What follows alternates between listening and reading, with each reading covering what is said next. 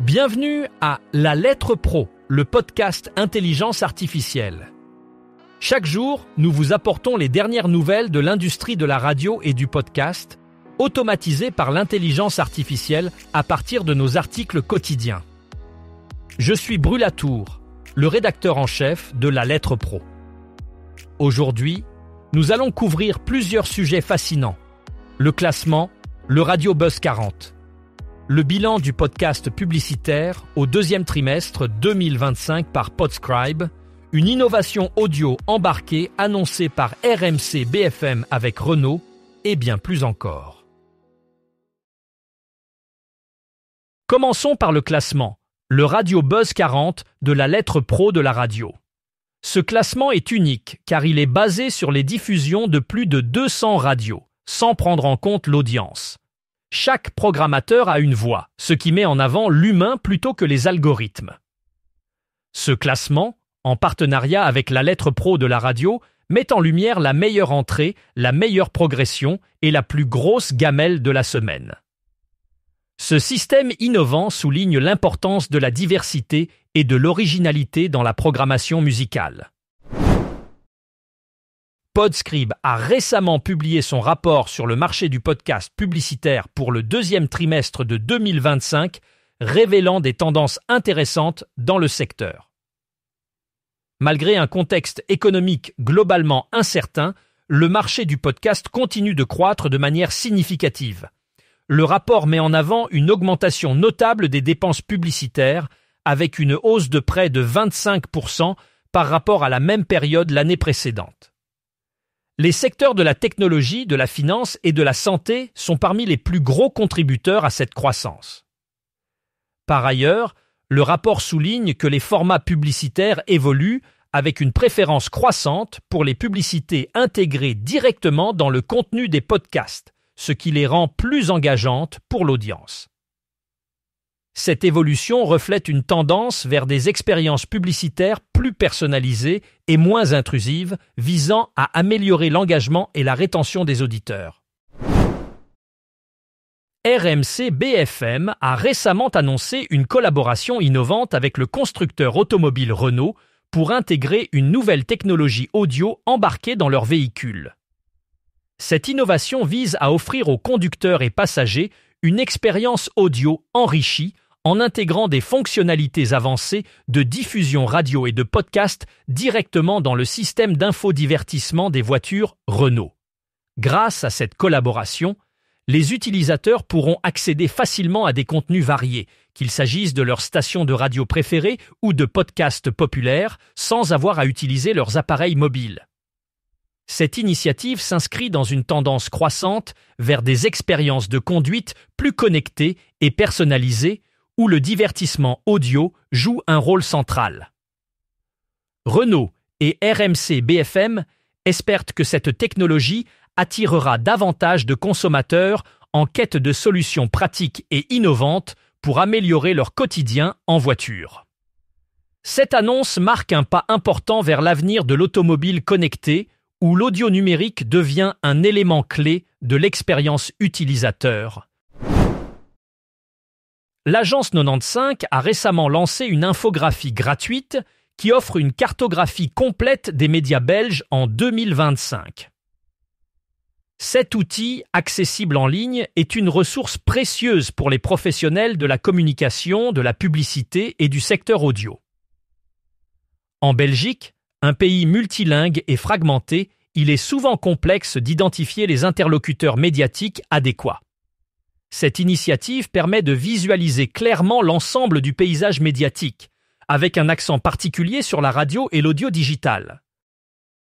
Le poster gratuit recense les principales stations de radio nationales, locales et thématiques, telles que Énergie, Belle RTL, Nostalgie, Vivacité, Radio Contact et bien d'autres.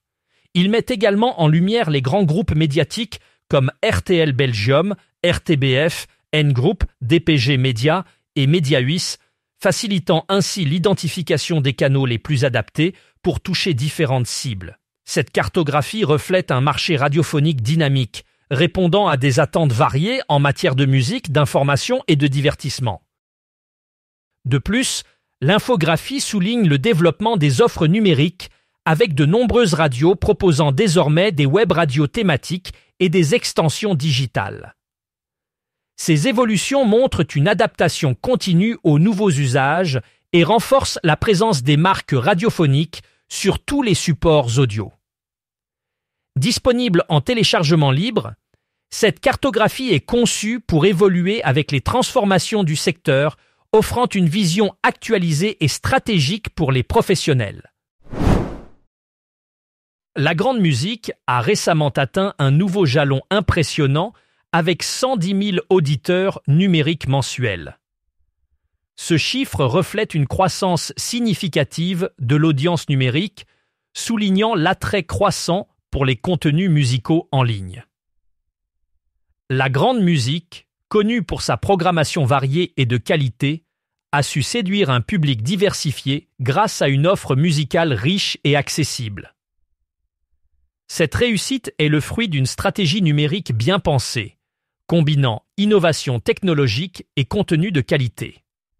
Le succès de la grande musique dans le domaine numérique témoigne de l'évolution des habitudes d'écoute, où les auditeurs privilégient de plus en plus le streaming et les plateformes digitales pour accéder à leurs morceaux préférés. Cette tendance s'inscrit dans un mouvement plus large de transition vers le numérique dans l'industrie musicale, où la flexibilité et l'accessibilité des contenus jouent un rôle clé dans l'engagement des auditeurs.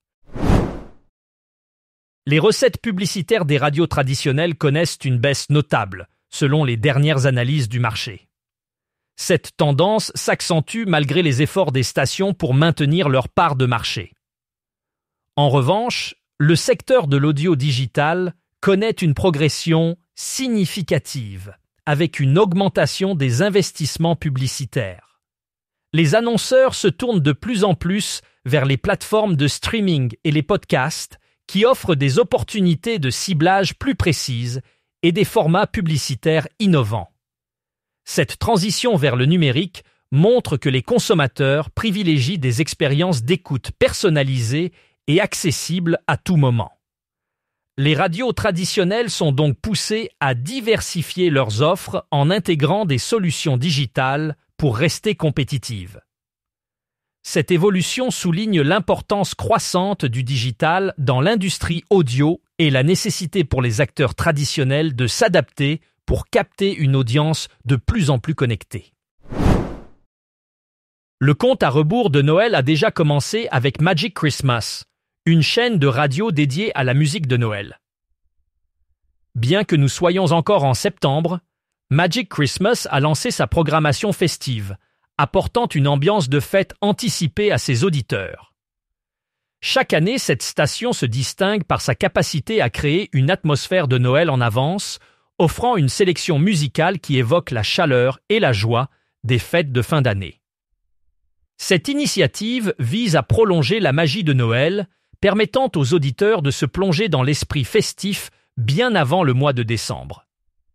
Magic Christmas propose non seulement des classiques intemporels, mais aussi des morceaux contemporains, assurant une diversité qui plaît à toutes les générations. Cette stratégie, bien que précoce, se révèle efficace pour cultiver une fidélité accrue parmi ses auditeurs qui apprécient ce rappel joyeux des célébrations à venir. La RTBF, la radio-télévision belge de la communauté française, a décidé de miser sur l'énergie solaire pour réduire son empreinte carbone. Cette initiative s'inscrit dans un effort plus large de durabilité et d'engagement écologique. La RTBF prévoit d'installer des panneaux solaires sur plusieurs de ses bâtiments afin de diminuer sa dépendance aux énergies fossiles et de promouvoir l'utilisation d'énergies renouvelables. Ce projet fait partie d'une stratégie environnementale ambitieuse visant à atteindre la neutralité carbone dans les années à venir. Non seulement cette initiative contribuera à la réduction des émissions de gaz à effet de serre, mais elle permettra également de réaliser des économies d'énergie substantielles à long terme. La RTBF espère ainsi inspirer d'autres acteurs du secteur audiovisuel à suivre cette voie et à intégrer des pratiques plus responsables et durables dans leurs opérations quotidiennes. WinMedia a récemment dévoilé WinEye, un module novateur de sa suite logicielle présenté en avant-première à l'IBC 2025 d'Amsterdam. Ce nouvel assistant vocal basé sur l'intelligence artificielle permet aux radios et télévisions de générer automatiquement des interventions à l'antenne. Qu'il s'agisse de météo, d'informations, d'habillage, de commentaires ou d'identifiants d'antenne, WinEye produit ses contenus en quelques secondes, complétant ainsi les talents déjà présents en studio. Grâce à un système de crédit appelé MIC, WinEye s'adapte aux besoins spécifiques de chaque diffuseur, offrant une flexibilité inédite dans la gestion des grilles de programmes. De plus, l'intégration d'un système de certificats et de contrats assure une gestion transparente des droits des voix clonées, respectant les standards professionnels. WinMedia vise à faciliter la transition numérique des radios et télévisions en simplifiant la planification des programmes et en réduisant les contraintes techniques. Pour plus d'informations, rendez-vous sur le site lalettre.pro et abonnez-vous à notre newsletter quotidienne.